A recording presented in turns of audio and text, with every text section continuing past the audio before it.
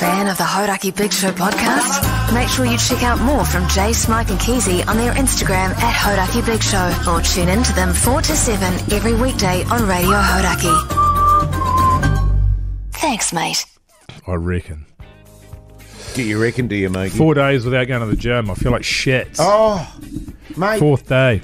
I might go tonight, actually. You know, we were talking yesterday about how that sort of Christchurch trip knocked us off our kind of rhythm a little bit. I found that with the gym as well. I'm going back tomorrow.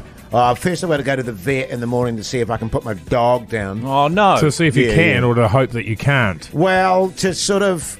My wife and I are taking the dog to gauge... Don't do it.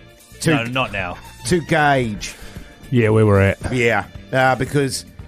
her quality of life at the moment is pretty not great. Yeah. And no runs? No runs. And she's not even into really walking anymore. Lives for the runs, that dog. It's a collie, right? Yeah, it's a border collie. Oh, mate, yeah. And she and the operation that she needed to have was phenomenally expensive, but what was more troublesome was her having to spend 6 weeks in a cage. And she's not going to do that. She is not that kind of dog. No. It's sad, isn't it? I can relate. Horrendous. My childhood dog, Rocky, he was a collie. Yeah. And he was on our avocado orchard there running around non-stop. And then one day he couldn't come out of his kennel because of his arthritis. Yeah. And it was a sad day. I was looking into Rue's eyes the other day while she was in her little bed in the lounge, and she looked depressed. Yeah. I don't know if I was putting that on her, but I just went... She's so depressed. They do get depressed. And they do get moody, and if you don't take them for... I was talking to another mate who's got a dog. Oh, yeah. Over in Aussie, and he is saying, like, if he hasn't walked it, it gets the shits with him. Yeah. And he'll go to walk up to it, and it'll just turn its head away. And just sort of look at him out of the... And he'll try and circle around to get into the dog's line of vision. It'll just keep on turning its head around. Yeah. So, yeah, man, that's funny. And they're built to run, man. Oh, especially like the collies. And collies. They all are. And she's got it, like Rue has a great eye roll. Right. She rolls her eyes. Learnt that off your daughters. But, totally, probably. But actually on that...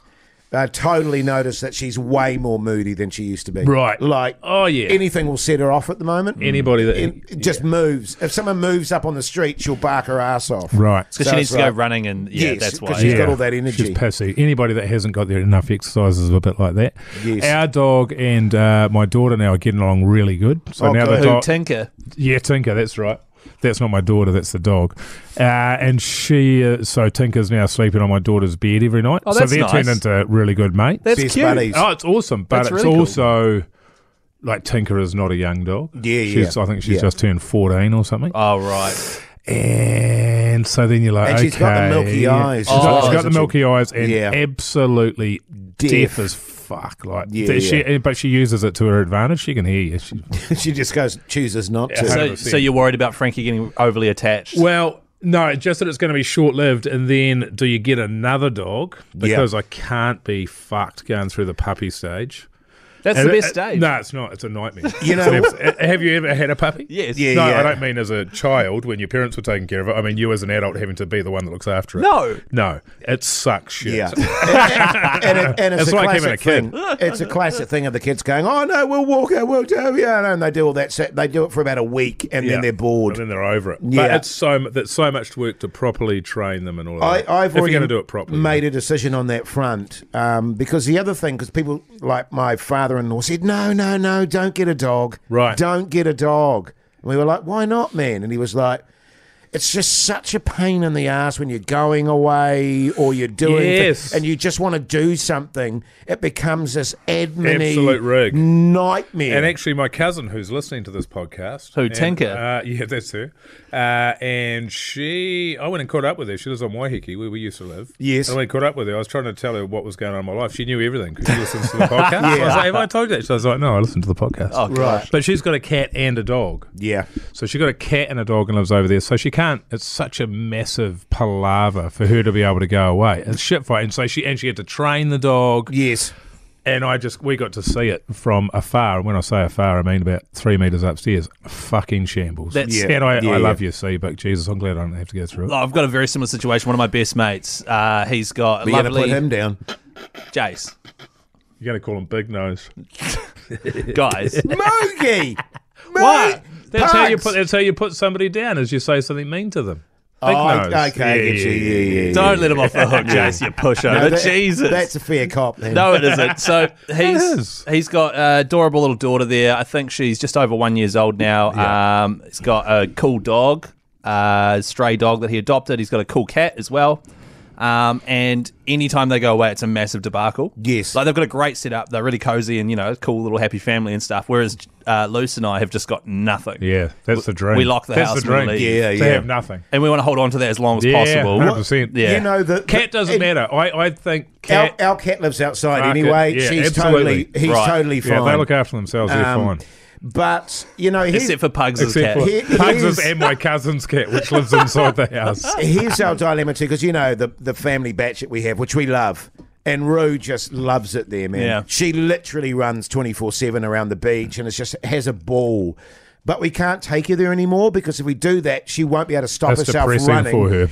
She'll run and she'll completely fuck her leg. Yeah. So it's like, oh no, we can't because of the dog. So we're in that, and we desperately need to go to the batch. Yes. But we're in that situation now going, in the teenage... Can't you get one of your daughters to come over and house it? They're not keen. But the other, surely the older one. Well... Surely. I'll do it. You need to put the pressure on that. Yes, but we are... Oh, Pugs, yeah. Well, hang on. You should put a set of mags on, Roo. How cool would that be? Yeah, well, this is the other thing too, because we can, there's the amputation route, I think we can do. But they love that. But when you get to the point of where you're fucking chopping bits off, it's like, nah. You don't want to be doing doughies on the grass as well. Oh, I know. Yeah, she will be. She'll be doing burnouts. But getting back to the gym, so, burnouts. Actually, my wife was talking about that the other day. She was down at Titirangi Beach, and this woman opened up... what beach? Titirangi. Oh, something rungy? Titirangi.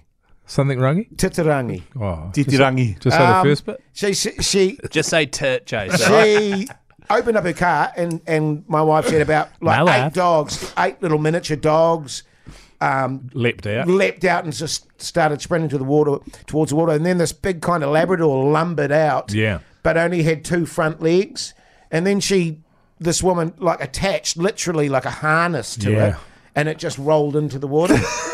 And it was like, how much of a palaver is that, though? Yeah, Kosh said it was. I mean, my wife said it was awesome, but at the same time, it looked exhausting. Just the human race getting involved in shit. Yeah, should just stay away from. Yeah, totally, I man. agree.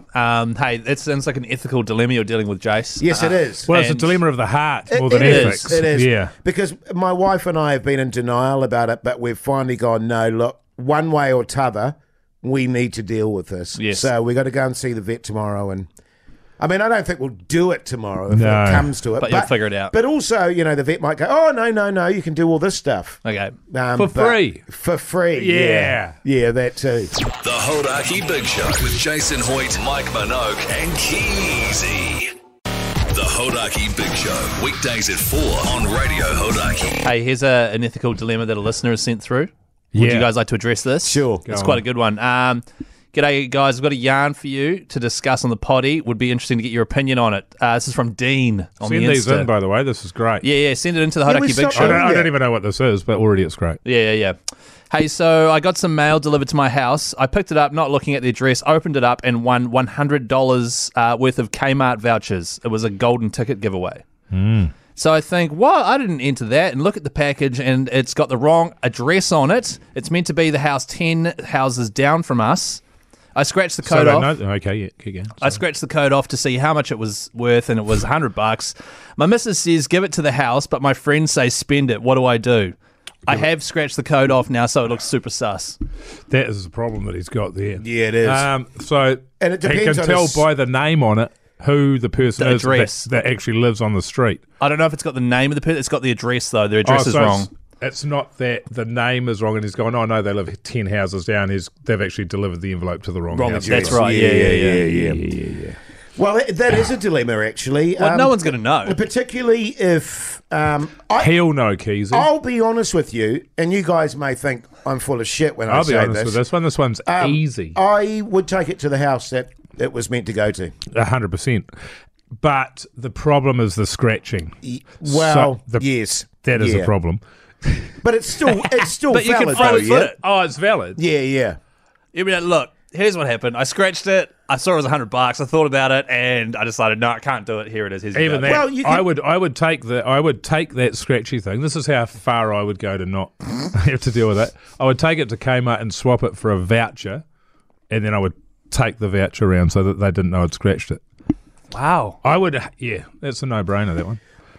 Can't but he it depends say how that, broke you are. Yeah, well, that's the other thing. Yeah. But also, can't he say, look, I didn't actually realise it was addressed wrong, and I scratched it thinking it was for me. Or and you then I was like, hang on, I didn't actually realise that had happened. Then once I realised, you can do that too. That's it. See, my instinct was just spend it. They won't know. Who cares? You know what I mean? Golden I'd hate Kiwi. myself.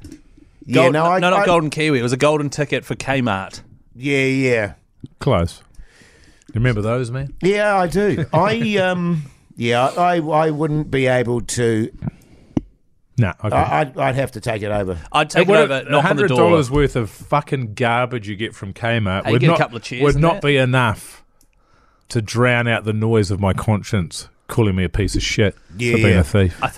Funnily enough, that actually happened to us, but it was Hello Fresh, and this is before we actually signed up to Hello Fresh. We got a Hello Fresh box, and we were like, "Oh, what the hell's this?"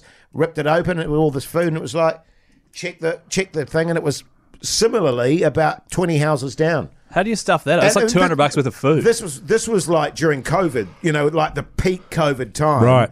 And so, took it down to the person down there and said, look, sorry, we didn't actually know what this was. So we opened it, and then we realised the address was wrong. Did you have, like, meat and sauce all over your face? Yeah. Yeah, totally. I couldn't eat another bite. It's all yours. That salmon was beautiful. Well, there you go. There's your ethical dilemma solved, Dean. If it was me, I'd go around front foot it, have a laugh, be like, I opened it. I checked it. I thought about it. Couldn't do it. Here's your voucher. That's what I'd do. Get smacked over. And then he'd a few ethical dilemmas are like that. Because ultimately, no harm done. What about this? Years ago at my old flat, we were sent an envelope for the former resident of the house who moved overseas. It was a pair of socks that she'd earned by donating to the Blind Foundation. That person was now overseas and didn't live there. We asked the landlord because we got quite a lot of her mail. Yeah, she's like, "Can you send us her address?" She didn't have it. A forwarding address. Yeah. She didn't. The landlord didn't give a shit. She was like, "No, I don't care." And so we kept the socks. Yeah, the Blind Foundation socks. I think that's okay. That's okay, right? I mean, they're ugly socks. Well, we had a package delivered to our house which had some kind of bottles in it, and like that scenario, the previous residents have done jack shit to change their address. We get billions of letters. Yes. Which what we do is we make a pile of them inside the house, and then we throw them in the bin 5 months later. Yeah. You sort of intend to drop them off somewhere, but it's just like, I can't be bothered. So these bottles were sitting there for 8 months because it was from Christmas, and they were jingling jack. I thought it's probably piss in there. We'll have to get that to them because it's some kind of a gift. And then in the end, we did it. We just opened it up, and it was those hot sauce bottles. Remember, I bought some hot sauce bottles. Oh, right, yeah. And they're expiring in 1 week. Right. Yeah. So that one, I didn't feel bad. They've just got so much stuff that turns up to the house. I don't know. And also, maybe there's probably some stuff of yours that's at someone else's house. Yeah, you know what I mean? It'll even out. You know what I mean? Who cares if I've still got them on right now, the blind socks? The blind socks. Yeah. Good stuff, fellas. Yeah, send any ethical dilemmas or anything you need help with through to the Hauraki Big Show on Instagram. We'll help you out. Your Hauraki Big Show Keyzie word of the day is...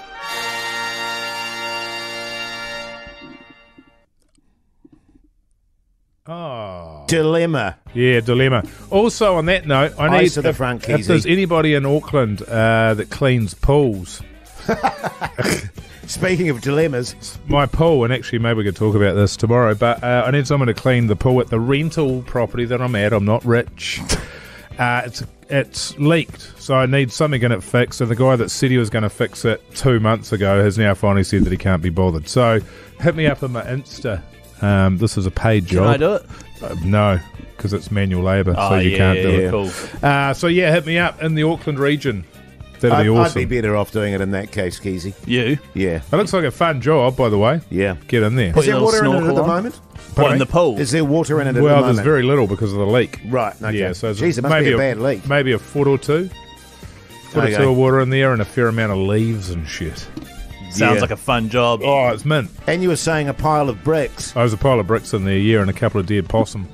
Yeah, good. Sounds like a bargain. Hey, send all the Keyzie words in at the end of the week and your cell phone number. Don't forget that part to the Hauraki Big Show's Instagram messenger, and you could win yourself a prize come Monday. Also, follow us on, Instagram. Mr. Mike Minogue, Hoity J, Chris Key and Z, now producer, Call Me Pugs. Thanks, mate.